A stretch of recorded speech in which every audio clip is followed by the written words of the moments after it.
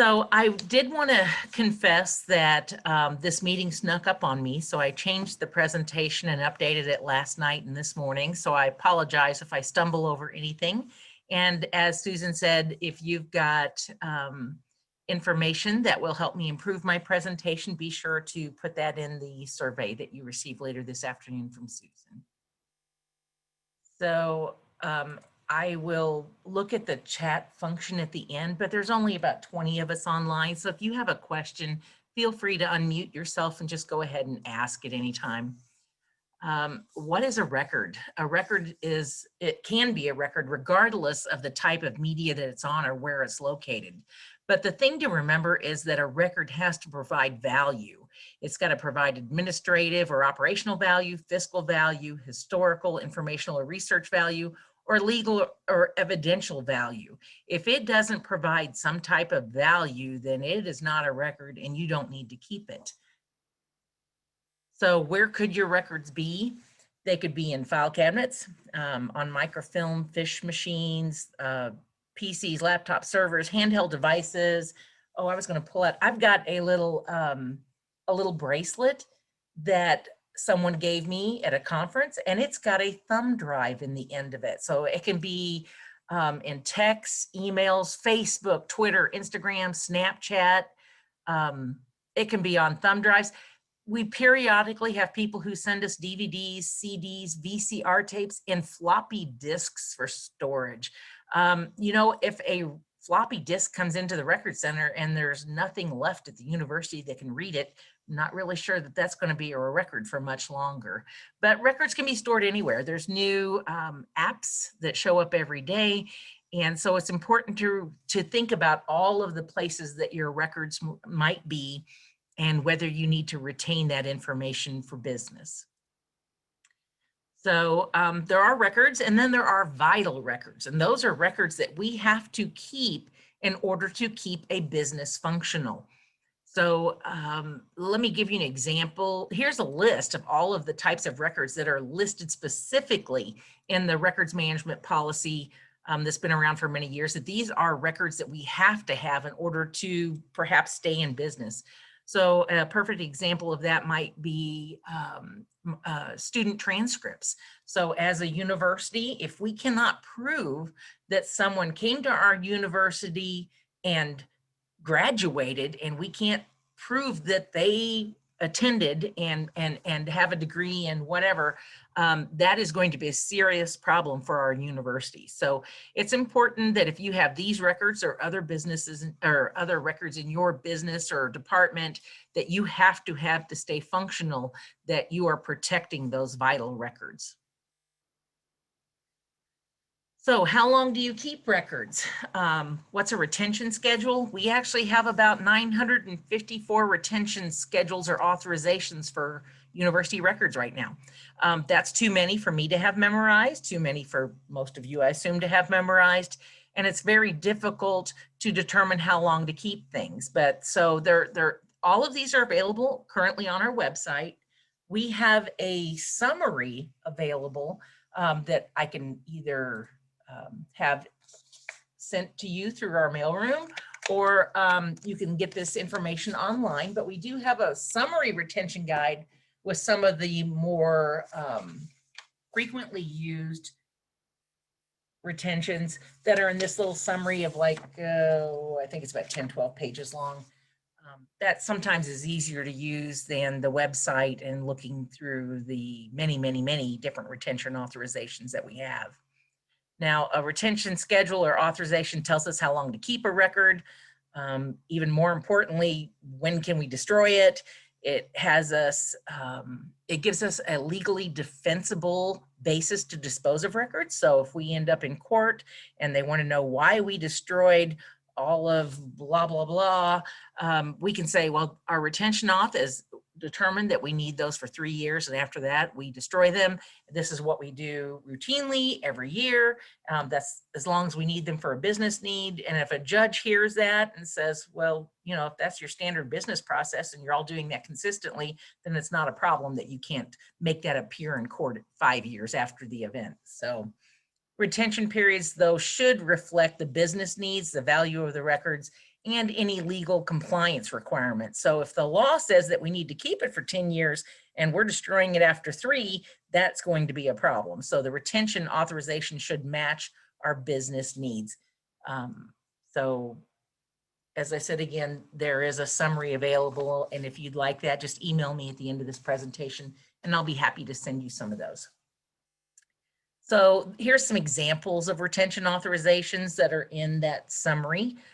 So there are many non-permanent records, things like departmental vouchers, travel invoices, P-card receipts, visitors logs, medical explanations of benefits that show what insurance companies paid, medical records, bank records, non-contested student exams, timesheets, time cards. Those are all things that have a defined retention period, and then they're eligible for destruction. Now, we do have a lot of permanent or archival records. So for example, things that we want to keep for historical purposes might be communication from the president's office. So, and publications that are printed and sent out, like this records retention guide. This is officially a permanent record. Important business correspondence from chancellors or deans, or things that define policies and procedures. Faculty records are permanent and go to archives. Audit reports, either internal, external, annual reports, and as I mentioned earlier, transcripts. Those are all permanent or archival records. So those are just examples of some of the types of retention authorizations that are out there and the types of records that apply to them. Now that I've told you that there's this great guide and there's an online location that gives us all the retention auths for all the different documents that we have at the university, I wanted to tell you about the future of retention authorizations, and that will be bigger buckets. So instead of having those 900 retention auths, I'm hoping to move us into a land where there's only 5 or 10 or 20 retention auths. There'll be big buckets that we can put all, all the non-records go in this bucket, all the short-term records go in this bucket. Long-term records might be 25 years and go in this bucket. So that is where I'm heading in the future. And so hopefully in the next year or two, you'll find out that we have implemented a big bucket approach to records management, and it'll be easier to determine how long you need to keep records. Unfortunately, there's always that yellow bucket. If you see that at the bottom of the page that talks about legal holds, that bucket never gets emptied until the lawyers say it's okay to do so. So that overarches all of these other buckets. So disaster prevention, are you prepared? This actual picture is a picture of our record center from 1998 when a tornado hit our office. Fortunately, we only lost about 2 or 3 boxes of records out of 155,000. So it's important to be prepared for disasters, to have a plan in place. From what I understand from the documentation I've seen, they were back up and running with the microfilm lab and everything else within about 3 days. So a disaster prevention and recovery plan can help protect university assets and get you back up and running quickly. So in Missouri, we tend to have a lot of disasters. We have flooding, we have ice storms, hopefully not anytime soon. We have water leaks. There's a great video on YouTube from the Ellis, is it Lewis Hall or Ellis Hall? They had a toilet that overflowed all weekend long and destroyed furniture, flooring, records in 7 different stories of that building because that toilet ran all weekend long. So it's shocking the kinds of accidents that can happen and how much damage they can do. We have system security breaches. We've actually had several of those in the last 2 years at the university. We can have tornadoes or high winds. We all know about the May 22nd tornado that happened last year in Jeff City and surrounding areas. There could be chemical spills, fire, terrorism, and who would have thought that COVID-19 would be on our potential Missouri disaster list? All of these things are disasters that we can prepare for and have plans in place. I'm going to give you a perfect example of that is the COVID-19 situation. Look at how quickly we all went from working in our offices to working at a remote location. And even though we were able to do that quite efficiently and quite quickly, I thought I had everything on P drives. I had everything I needed. And then lo and behold, when I was working remotely, I realized that I had some really important notes and cheat sheets and things on the wall, taped to the wall in my office. So they were nice and handy for me.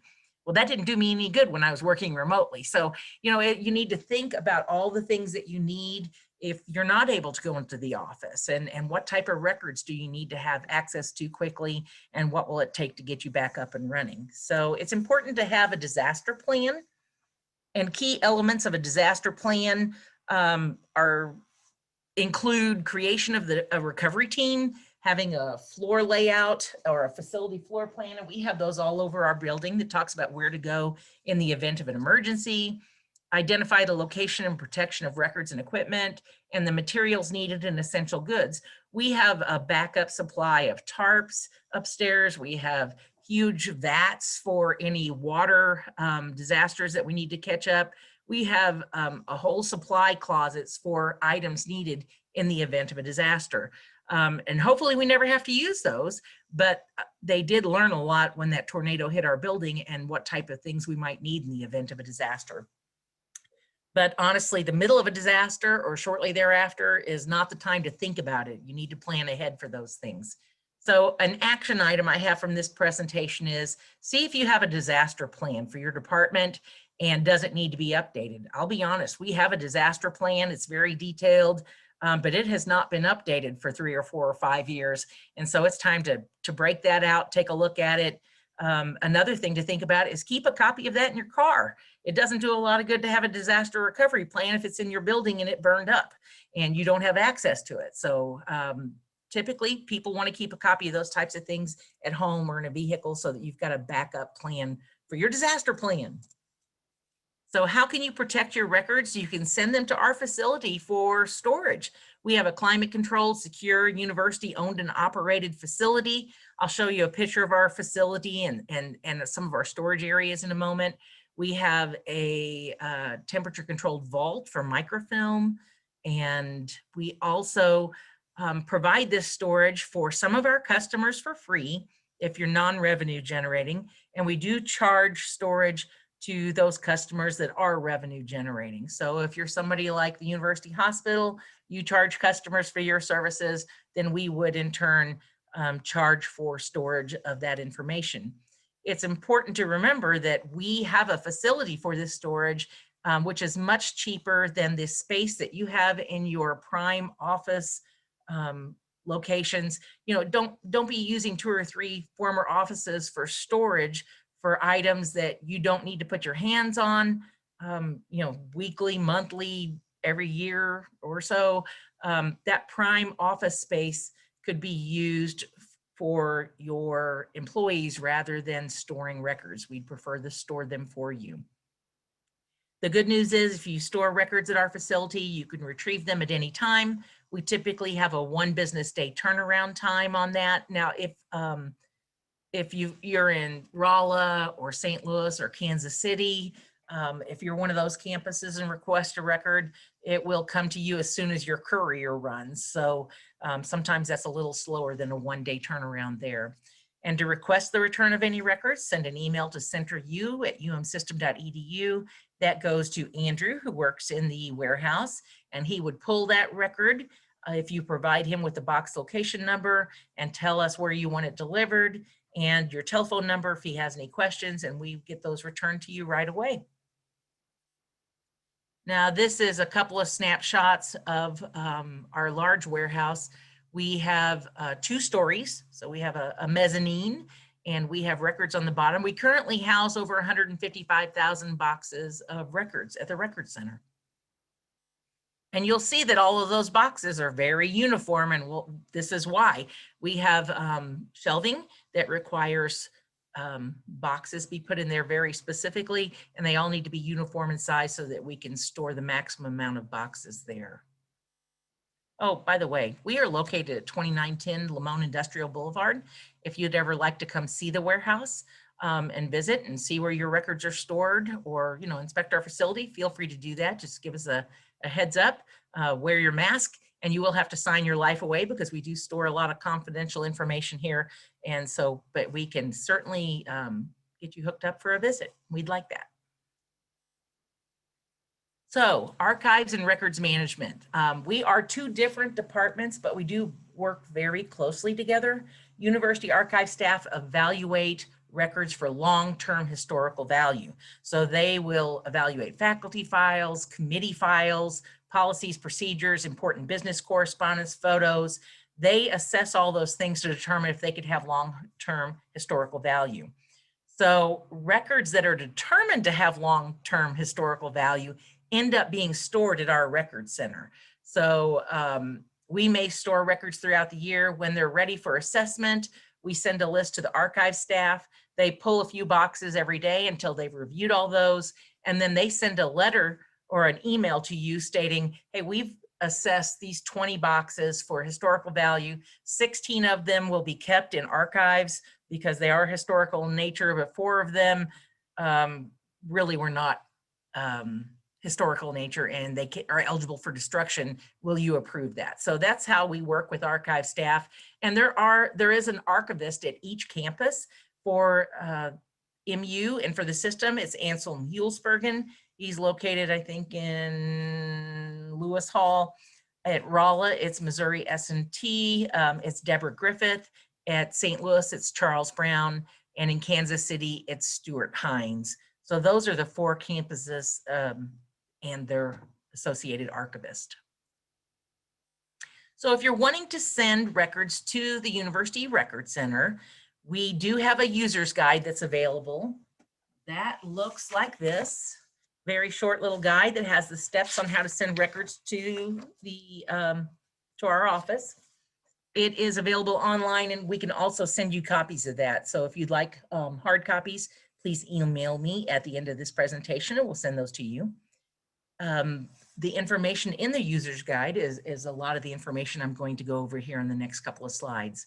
So if you want to send us information, you have to fill out a transmittal of records form, which is called a UM34. And so what that looks like is this. So you will give us your departmental name, your address that we need to come pick up the records at, and your customer number. The customer number is very, very important. Everything we do drives off of that customer number.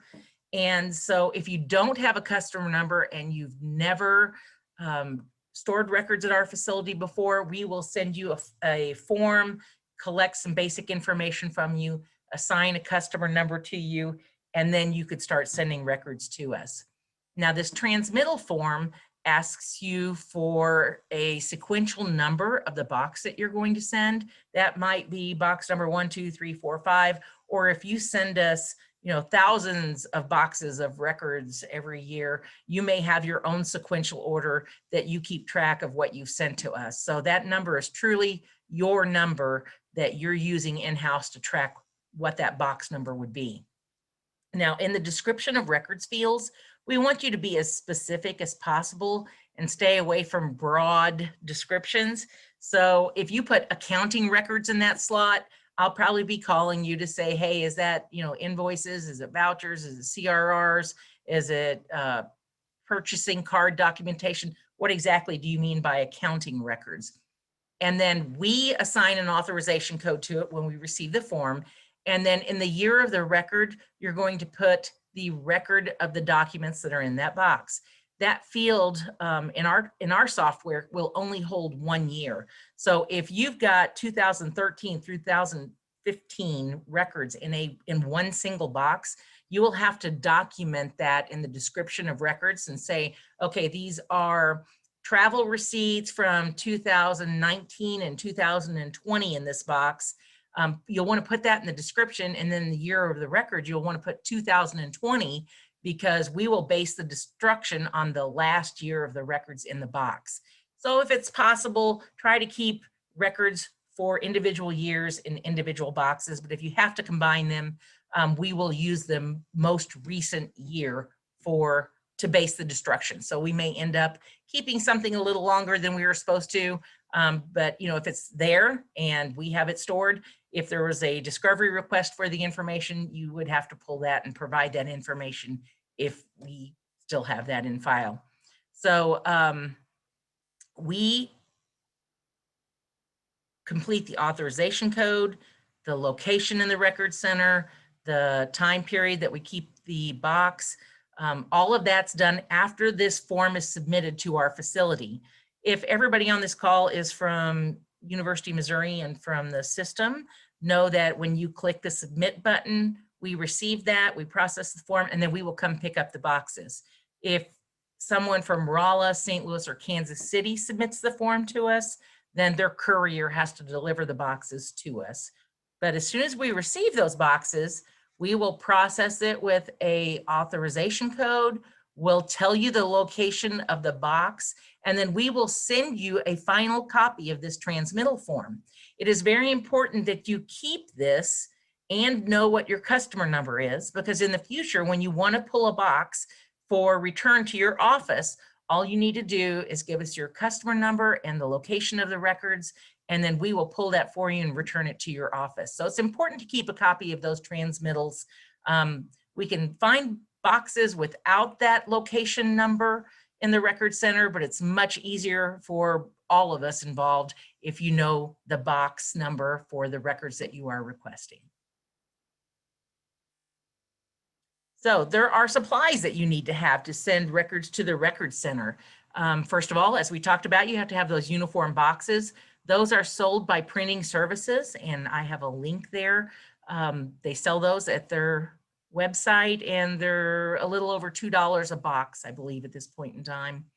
And when you send that box, you also have to have a storage label, and we can give you those. Those are free, and we will provide those to you if you email us at centeru@umsystem.edu. And the storage label is going to have similar information as to what's on the transmittal. So that way, when we pick up the boxes and bring them to the office, we know the sequence number that you listed on the box and the associated box with the description on it. So we can assign that location and put that information into our total recall software to tell us where the box is going and to let you know where it's being stored. So if you've got paper files, there are multiple ways to store those. One of the ways is by using a straight line filing system. And so you can see that this one's in alphabetical order. That's one way to alphabetize and keep track of hard copy records. Many times, if you have a filing system, it's nice to do the same thing with your electronic files as it is to do with your paper files. That's just an example to consider. Another example is by sorting information by the retention period. So if you know you need to keep something for 2 years, you might create a 2-year category and then say, okay, this is for accounting support records, non-grant, that's a 2-year retention. So here's where all the 19 travel vouchers are. Here's where all the 19 CRRs are. Here's where the 18 travel vouchers are. Here's where the 2018 CRRs are. And so when the year has passed for those, you can just delete the whole folder because the retention has been met for that. So that's just another helpful idea on how to store some of your records. Now, we're coming up to the time of year that we do an annual destruction notification. That happens every January, and surprisingly enough, that's just right around the corner. When the retention period for a box is passed, so let's say that you've sent us some CRRs, the retention period was 2 years, we stored those for you, and now we know they are eligible for destruction. So we will send you a list of all of the records or the boxes that are eligible for destruction, and we send that to our contact in January of each year with the list of the number of boxes that are eligible for destruction. It'll also include a description of the contents and the year of the box. We ask that you sign off on that destruction approval and return that letter and the content sheet to us. And then every March, we pull all those records and destroy them securely so that we don't have records that need to be retained longer than they're supposed to be retained. It's very important that you complete that request for destruction on time and get that returned to us promptly, because we have to hire temporary staff for 1 week a year to pull those boxes and get everything destroyed at once. We just don't have the staffing to do that ourselves. So If we have the letter in time, we will take care of that for you. We typically pull about 4,000 boxes every year, the second week in March for destruction. So that'll give you an idea of how many boxes are eligible to be destroyed every year.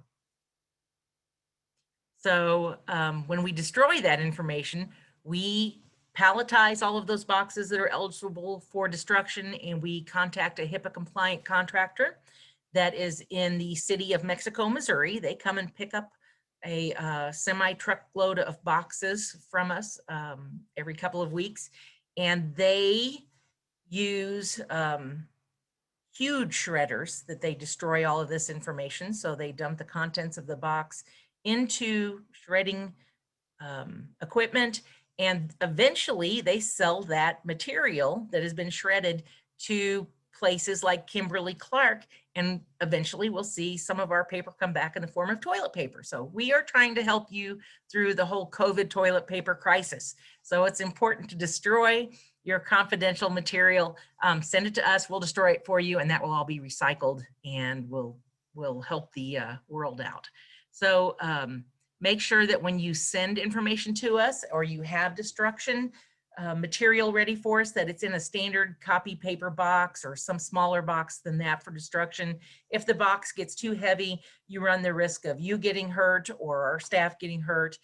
Don't use any of the expensive boxes that you just purchased from printing services to destroy those, because they do all get shredded. So just use any kind of old box that you've got, as long as it's sturdy enough to hold those contents. Do not include bound books, plastics, or binders in the material that you're sending for destruction, but paper clips and staples are okay. Now, when you send us a box for destruction, make sure that it has a green destruction label on it, and you can get those by emailing us. I can also send you the template that includes 4 labels on it, as long as you have green paper that you can print that out on. So that is an option. There's no charge for paper destruction. Just email us, tell us how many boxes you have, that you've got the green labels on them, where we can pick them up at. We'll pick them up for you, get them destroyed. But do know that if you have any non-paper things like microfilm, microfiche, DVDs, CDs, VCR tapes, anything like that that needs to be destroyed, that there is an associated charge, that we get charged for that, that we do have to pass on to our customers. Let me look at the time. It's 12:30, so we've got a few minutes. Some of you may have already seen a little information on this. I want to talk a little bit about email. There have been some recent events that are going to drive some change for all of us at the university. With COVID-19, there are more employees working from home than ever before, so that increases risk. There's an ongoing increase in phishing and spoofing scams that we've had to deal with. There's new data privacy regulations, increases in volume of email receipts. So I'm going to talk to you about who's the owner of email receipts, who's responsible for keeping those emails and destroying them. We're also getting ready to migrate all of our systems to Microsoft 365 and to move all of our emails. And we'll talk a little bit about mitigating risk and reducing costs. If you've seen my email presentation, you've seen this slide. There are a lot of data privacy regulations out there that require that we keep our information secure.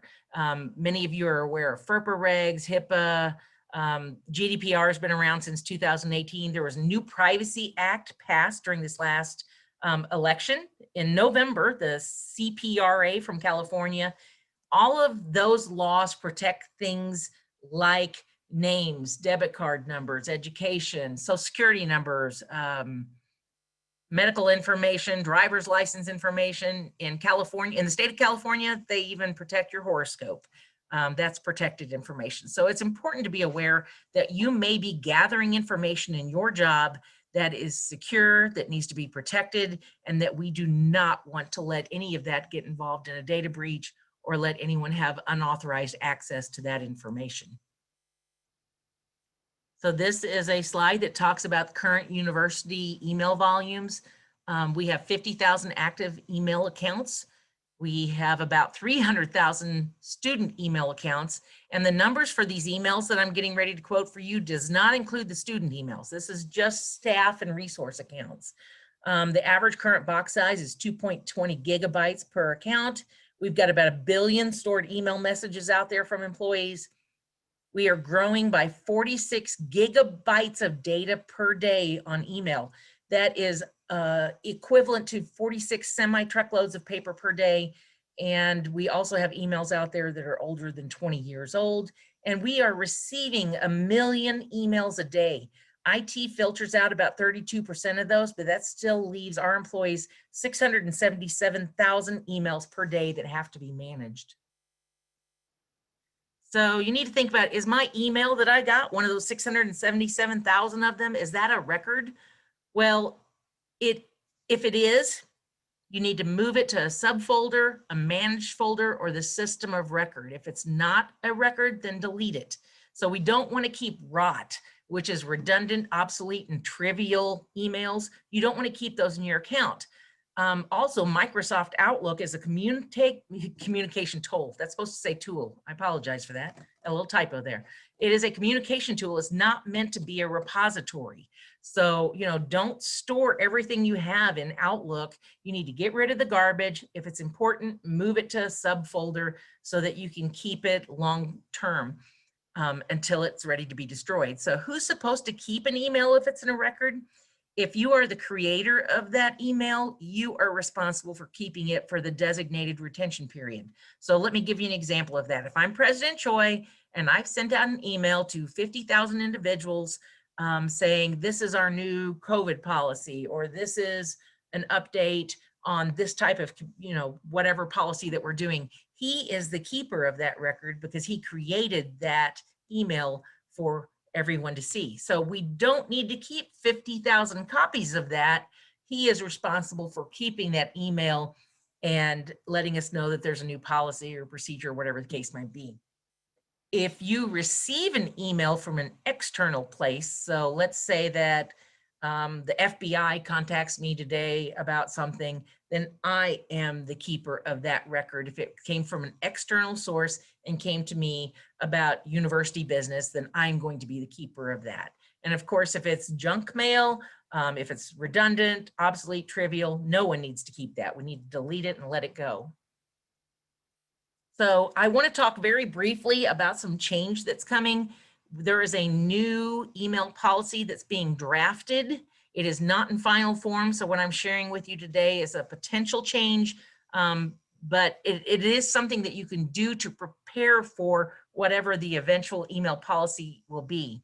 I will tell you that you need to focus on moving important emails out of your inbox into a subfolder, a managed folder, or to the system of record. So for example, if I've got CRRs or vouchers or things that I've sent into PeopleSoft, I've uploaded the email into that to prove that I had authority to go on a trip. Here's my receipts, everything's there. I don't need to also keep copies of that in Outlook. PeopleSoft is the system of record for that.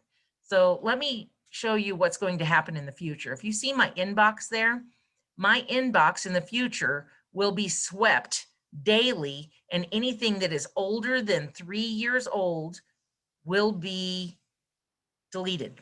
It will go to your deleted folder. After 30 days, anything that's in your deleted folder will go away permanently. So we are going to do automatic daily sweeps of the inbox and sent items after 3 years and deleted items after 30 days. That sweep will happen daily when this policy is eventually implemented. It could be January, it could be February, it could be March, but just be aware that that could be happening. Also, we currently have a 15 gigabyte quota for email accounts. So my inbox has, 15 gigabyte quota, but these other resource accounts that I have, they also each have 15 gigabyte quotas. That has been the requirement in the past, but it is going to be, I've drawn a blank, I'm sorry. That quota will be very firm in the future. There were a few times that people were given exceptions to that 15 gigabyte quota, and those exceptions will not be happening in the future unless you're on a litigation hold. If you're on a litigation hold, they will let your email box get bigger than 15 gigabytes. If your email reaches that 15 gigabyte quota, you will have to delete garbage before you can send or receive any future emails. Now you can see down here at the bottom of this photo of my inbox that my inbox will be swept because it's highlighted in yellow, but all of these subfolders I've created like archives, ARMA, audit, billing, none of those will be swept because I've moved emails to that folder for long-term storage. So you can see that I've got 36 items in my inbox. Everything else I've moved to a subfolder, but the inbox deleted sent items inboxes here for the resource accounts, all of those will be swept on a daily basis eventually when this policy is approved. Now, right now, the automatic daily sweeps are targeted for 3 years. I'm not sure what the final amount will be. It may be 3 years, it may be 4 years, it may be 5 years, but make sure that you read the final policy carefully whenever that does come out. Some other policy goals and changes that are a result of those billion emails that we're storing and some of the huge data breaches we've had in the last couple of years is there's a goal to reduce the overall number of accounts and quantity of data. So if we've got, 50,000 student accounts or resource accounts that haven't been logged into for a year and no one's using them, we want to be able to delete those accounts to get rid of the data that was stored in those and to also reduce risk. Also in the future, we don't want to store highly restricted data in email accounts. So if I'm sending a report every day of how many dental patients were in my office today, this is the list of patients you should expect tomorrow. You do not want to keep that kind of information in your Outlook account, because if your Outlook account is breached or someone inadvertently gets access to it, you've just provided a whole list of patient names, which is a HIPAA violation. We're also going to prohibit the transmission of certain types of data except through encrypted means. So depending on what campus you're from, you have a security officer. Each campus has one. If you need to send data that needs to be encrypted, contact your security officer and they'll tell you how to subscribe for that ability. I talked already about the fact that there will be automatic sweeps of inboxes in the future. And there's also going to be a prohibition of auto forwarding university emails to a personal email account. So I'm old school, I've been around forever. So I have a JoAnn Looten at AOL.com account. And so I cannot, in order to avoid, the 15 gigabyte quota, in order to avoid that on my university account, I cannot auto forward every email I receive to my AOL account to try to get around that. So you don't want to do that, because not only that, if you do that and you're there's a FOIA request or a sunshine request or something, or a discovery request about emails that you had, since you forwarded that to your personal email address, you could make all of your, your laptop, your home computer, your phone, all of that discoverable in the event that there is a request for that information. Some other things that are going to be changing in the future is you cannot reuse your university password on another account. So I don't want to use my university paw print password, user ID and password on my AOL account or my Amazon Prime account or my Kohl's Charge account or anything like that, or my bank. Do not reuse those passwords. We're also going to develop new processes for students who have graduated and individuals who retire, processes to better maintain their records and how long they get to keep those accounts post-retirement. So there'll be a methodology to do that, and it'll be monitored closer than it was in the past. I've already talked about the fake 15 gigabyte quota, and there will be penalties for non-compliance. Unfortunately, we probably won't know that you didn't follow those rules until there's a data breach. And then, legal and discovery people would then be in touch to say, hey, why did you do this? So I've got 2 slides here on what to do to prepare for this potential email policy change that could go into effect in the next month or 2. Clean up your email before the auto sweep begins. If you haven't already created a personal email account for your non-business communication, this would be a good time to do that. So I need to use my JoAnn Looten at AOL.com for my personal business and use my Looten JE at umsystem.edu for my university business.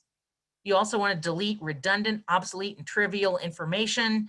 If you're somebody that doesn't manage your email well and you've got 20,000 emails out there and you haven't opened, 5,000 of them in over 6 months, just delete the ones that you haven't even opened. It's not like you're going to go back now and open those and look at those, because we're all busy and it's hard to go back and find time to open unread emails that you haven't opened for more than 6 months. So delete those, let them go, because honestly, somebody probably walked down the hall and said, hey, where's the information I asked for? Or they called you and said, why didn't you answer that? Or they sent you another email that you did answer.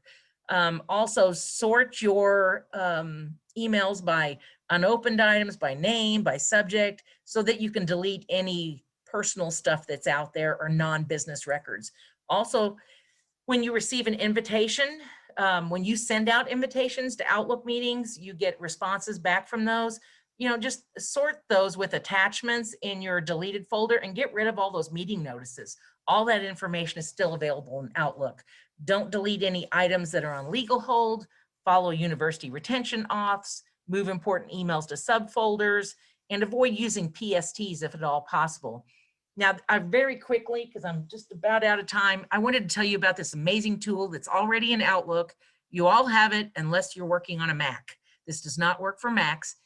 There's a tool, if you right click on any folder in Outlook, your inbox, one of your subfolders, if you right click on that and click clean up folder, it will deduplicate your email box. So it will take all duplicate emails from an email chain. It'll keep only the last email of that chain or any offshoot from that chain. It also still saves the attachments if there was an attachment on a particular email, and it will clean up your email folders for you.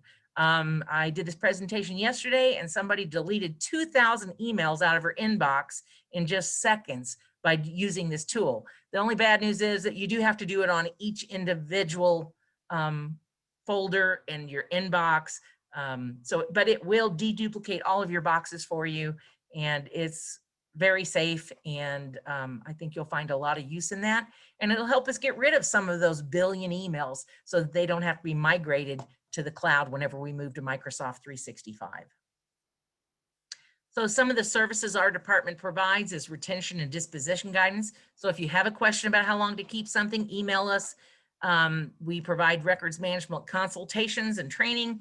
If you need help, I can come on site and help you, at least give you a starting point with what you need to do with some of your records. If you're trying to decide what to keep and what to get rid of, we provide storage of inactive records. If you need to pull those records every single day, you probably need to keep them at your office for a little while longer, because we like to store the inactive records that you need to access once a month or less.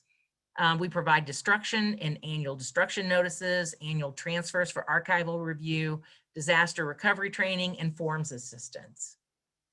So thank you very much for your time. Do you have any questions about how to send records to the Record Center? We also have some email addresses at the bottom of this page, where to email us if you have general questions for destruction pickup, questions about transmittal forms. So is there anything I can help anyone with?